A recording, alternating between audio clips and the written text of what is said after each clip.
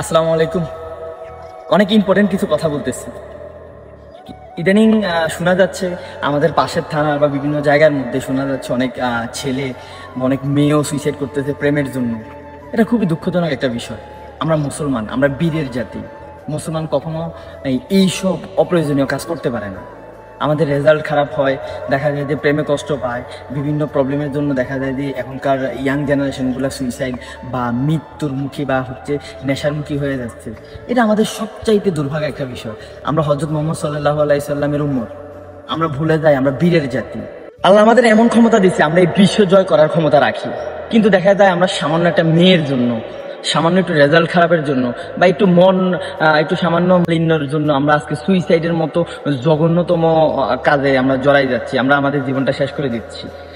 ভাই বোন, আপনাদেরকে বলতেছি, এই কাজটা আপনার এত পরিমাণ জঘন্য আর এত পরিমাণ ঘৃণিত কাজ, যেটা ভাষায় প্রকাশ করা যাবে না। এই জীবনটা আল্লাহর দেওয়া, এই জীবনটা খরচ করতে হবে আমরা আল্লাহর রাস্তায়। আমাদের জীবনে অনেক প্রবলেম আসবে, অনেক দুর্ভোগ আসবে, কিন্তু এগুলা আমরা থামিয়ে আমরা যদি সামনে পথ চলতে পারি, আমাদের লাইফে আবার সুফল আসবে, সুদিন আসবে। তো যারা এই কাজগুলা করছে তাদের তো আর কিছু বলার নাই, বাট যাদের মাথার মধ্যে এইসব প্ল্যানিং আছে তারা প্ল্যানিংগুলা সংশোধন করে ফেলেন। কারণ মানুষের জীবনে কষ্ট, অশান্তি, দুর্ভোগ, প্রেমে শেখা, খারাপ রেজাল্ট, বিজনেস লস, পরিবারের অশান্তি, সকল প্রকার প্রবলেম থাকবেই। কিন্তু এই প্রবলেমগুলা থেকে আবার উদ্ধার করার রাস্তা আমাদের আল্লাহই দেখাই দিছে। আল্লাহর কাছে আছে এটা সমাধান। আল্লাহর রাস্তায় ফিরে যাই, আমরা আল্লাহর পাঠানোর নিয়ম কানুন মেনে চলি, ইনশাল্লাহ আল্লাহ আমাদের লাইফে শান্তি করে দিবে।